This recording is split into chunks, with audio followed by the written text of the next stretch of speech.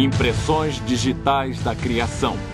Versão brasileira Dublamix, Rio.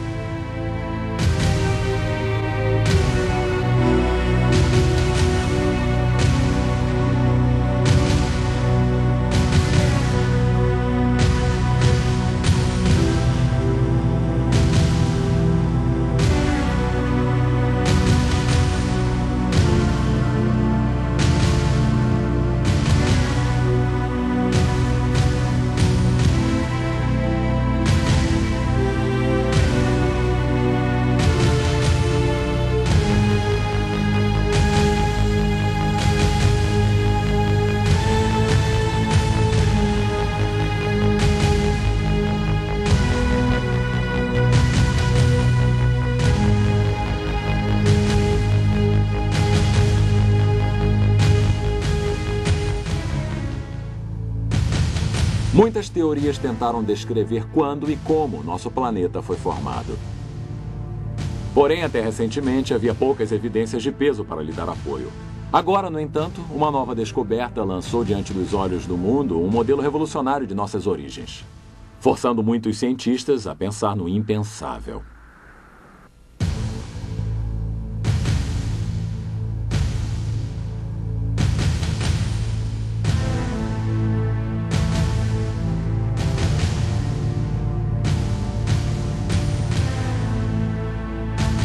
A evidência surpreendente e nova é encontrada nas profundezas da Terra, embaixo de camadas de rochas sedimentares em suas rochas primordiais, os granitos. Neles, pequenos pedacinhos de matéria radioativa são formados, o que os cientistas chamam de radiohalos. Eles deixaram vestígios reveladores, criando uma esfera descolorida ao redor deles. Os cientistas conseguem identificar precisamente que tipo de material ocasionou esses halos radioativos através da medição de seu tamanho. Um cientista americano, o Dr. Robert Gentry, examinou mais de 100 mil de tais fenômenos. O Dr. Gentry descobriu uma espécie de halo radioativo que não deveria existir. De fato, de acordo com todo o princípio básico da teoria evolutiva, não poderia estar lá. É impossível. Porém, após anos de experiências e de testes, agora não restam dúvidas. Eu identifiquei radiohalos de polônio nos granitos da base da Terra. Na América, Canadá, na Escandinávia, na Europa, na Rússia, no Japão e em Madagascar. Isso é extraordinário, porque esses isótopos de polônio possuem uma existência fugaz. Uma vez eu identifiquei a ocorrência de polônio-218 por alguns minutos, antes que se decompusesse em outro elemento.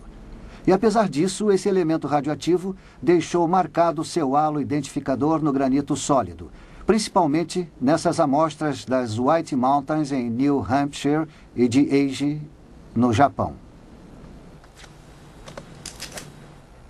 No granito, os halos são encontrados nesse mineral escuro chamado mica.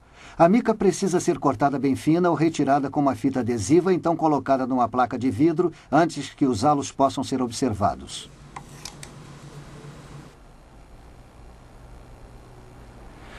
A animação nos ajuda a entender a origem do halo de 3 anéis de polônio-218, agora sendo observados através do microscópio. Os 3 padrões em forma de raios que saem do minúsculo centro representam 3 partículas de núcleo de energia diferentes que sucessivamente saíram de 3 diferentes isótopos de polônio encaixados no minúsculo centro.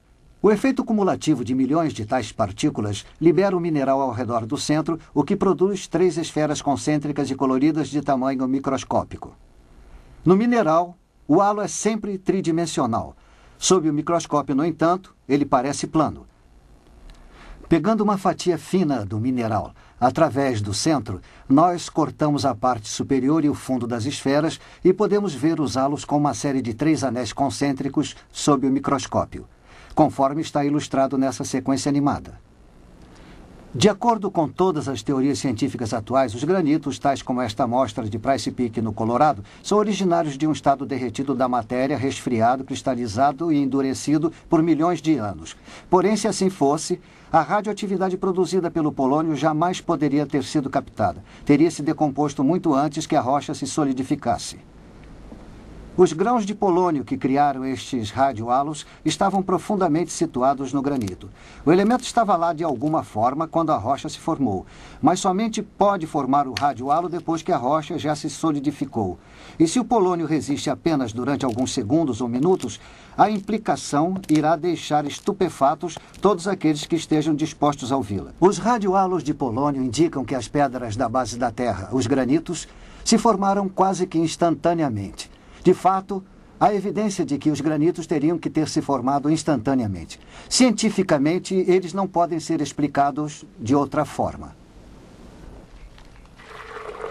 David Gentry, filho do Dr. Robert Gentry e parceiro no trabalho de seu pai acerca da criação. Podemos demonstrar o princípio dos radiohalos de polônio. Imaginem que esta pastilha de Alka-Seltzer seja uma partícula de polônio e este copo d'água seja um pedaço de granito liquefeito. Eu jogo a pastilha e ela começa a efervescer. Pensem nessas bolhas como a radiação liberada por aquele polônio engastado no granito.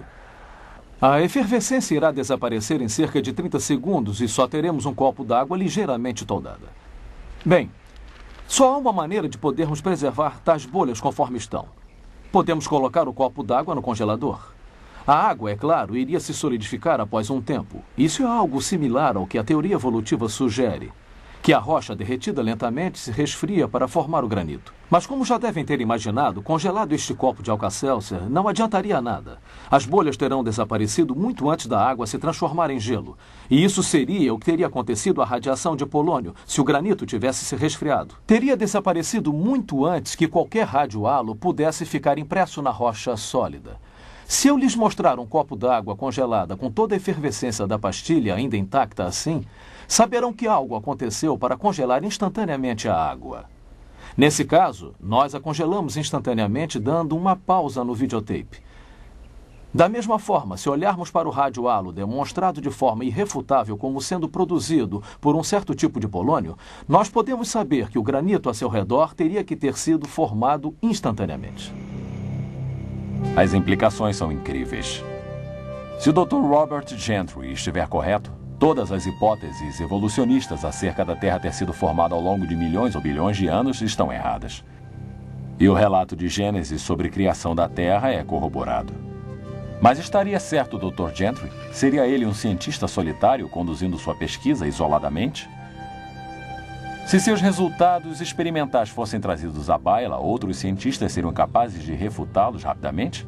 Para dizer a verdade, o Dr. Gentry conduziu grande parte de sua pesquisa sobre radiohalos no Laboratório Nacional Oak Ridge, no Tennessee.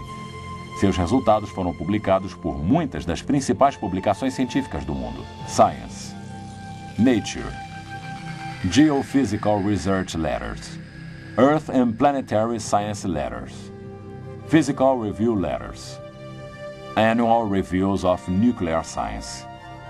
Artigos que aparecem em tais publicações estão sujeitos ao exame dos colegas, ou seja, outros cientistas do mesmo campo examinam cuidadosamente as evidências apresentadas e a experimentação utilizada para ver se houve algum erro nos dados. Até agora, parece que ninguém conseguiu contradizer os resultados do Dr. Gentry. Ninguém conseguiu encontrar alguma falha em sua teoria. Em dezembro de 1981, o Dr. Robert Gentry foi intimado a depor num julgamento no Arkansas, onde a Comissão de Direitos Civis da América tentava impedir o ensino da teoria criacionista nas escolas públicas daquele estado. Ele apresentou seus resultados aos radiohalos de polônio como prova de uma criação instantânea dos granitos. A comissão trouxe um geólogo dos mais renomados, Dr. Brad Darrable, para testemunhar a favor da evolução. Porém, no banco de testemunhas, nenhuma evidência científica pôde desafiar essa descoberta a favor do criacionismo. E, ao invés disso, ele foi referido como citando um pequeno mistério que não podemos explicar. Com tal conhecimento, vamos voltar para obtermos um quadro maior para colocarmos em perspectiva tal descoberta revolucionária.